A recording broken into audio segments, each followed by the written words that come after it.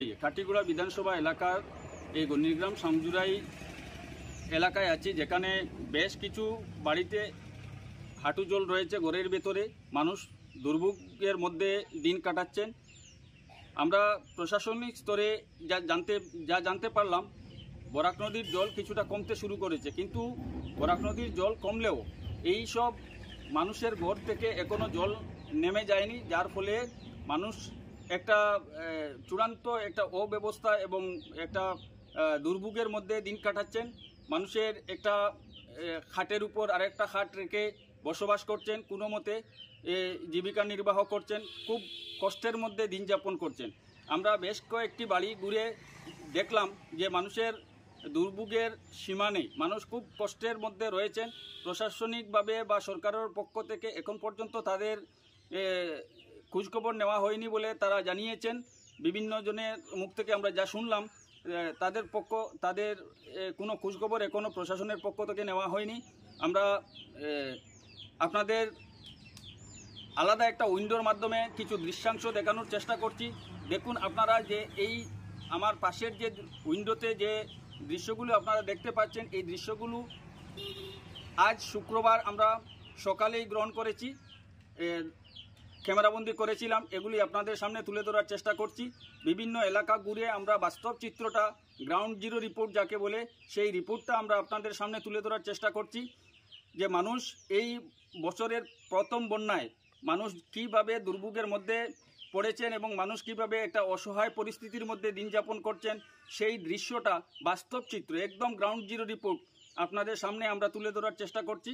এবং সেই মানুষগুলা যাতে কোনোভাবে প্রশাসনের পক্ষ থেকে বা সরকারের পক্ষ থেকে সাহায্য সহায়তা পান, সেই জন্যই, সেই মনোভাব নিয়ে আমরা তাদের বাস্তব চিত্রটা তুলে ধরার চেষ্টা করছি। আপনারা আমাদের সহযোগিতা করবেন। আমাদের এই বরাক ফেসবুক পেজ এবং ইউটিউব চ্যানেলকে আপনারা সাবস্ক্রাইব করবেন এবং আমাদের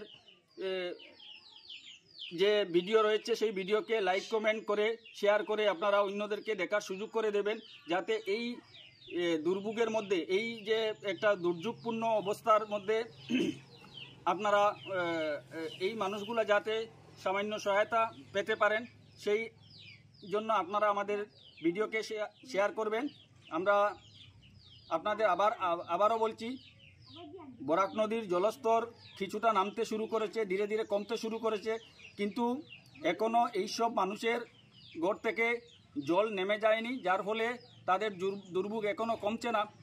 আমরা গণিগ্রাম সামজুরাই বলে একটা গ্রাম রয়েছে, সেই গ্রামে নদীর পাড়ে যেসব মানুষ বসবাস করছেন, সেই সব মানুষের ঘরে ঘরে গিয়েছিলাম, দেখলাম তাদের ঘরের মধ্যে, অনেকেরই ঘরের মধ্যে জল রয়েছে। কিছু কিছু ঘর থেকে ইতিমধ্যে জল নামতে শুরু করেছে, কিন্তু নামতে শুরু করলেও ঘরের মধ্যে কাদাময় হয়ে গেছে পুরা ঘর, যাতে এই ঘরে এই মুহূর্তে আগামী 2-1 দিনের মধ্যে তারা বসবাস করা বা কয়েকদিনের মধ্যে বসবাস করা একটা দুষ্কর হয়ে দাঁড়াবে। সেই কাদাময় ঘরের একদম অস্বাস্থ্যকর একটা পরিবেশ হয়ে দাঁড়িয়েছে। তো আমরা তাদের জন্য আমরা কিছু করতে পারছি না, কিন্তু তাদের জন্য আমরা এইটুকু করতে পারবো যাতে তারা সামান্য প্রশাসনের দৃষ্টি তাদের প্রতি পড়ে। সেজন্য আমরা এই ভিডিওকে শেয়ার করে তাদের জন্য আমরা সহায়তার আগ বাড়িয়ে দিতে পারি। আপনারা সবাই ভালো থাকুন এবং সুস্থ থাকুন। আবারও বলছি, আবহাওয়ার কিছুটা উন্নতি হয়েছে এবং বরাক নদীর জল ধীরে ধীরে কমতে শুরু করেছে, ফলে আমরা কিছুটা হলেও আশার আলো দেখছি যে বন্যা পরিস্থিতি ধীরে ধীরে উন্নত হবে। আগামী 1-2 দিনের মধ্যে বন্যার জল বা বরাকের জল নদীতে চলে যাবে, সেই আশাটুকু আমরা রাখতে পারছি। এমন সম্ভাবনা আমাদের সামনে এসেছে, যেহেতু বরাক নদীর জল ধীরে ধীরে কমতে শুরু করেছে। আমরা ইতিমধ্যে অন্নপূর্ণা ঘাটে বরাকের যে বিপদসীমা রয়েছে, সেই বিপদসীমার উপরে বরাক নদী এখনও প্রবাহিত হচ্ছে যদিও, কিন্তু জল ধীরে ধীরে কমতে শুরু করছে। ধন্যবাদ। আপনারা সবাই ভালো থাকুন এবং সুস্থ থাকুন এবং বন্যার জল থেকে আপনারা নিরাপদে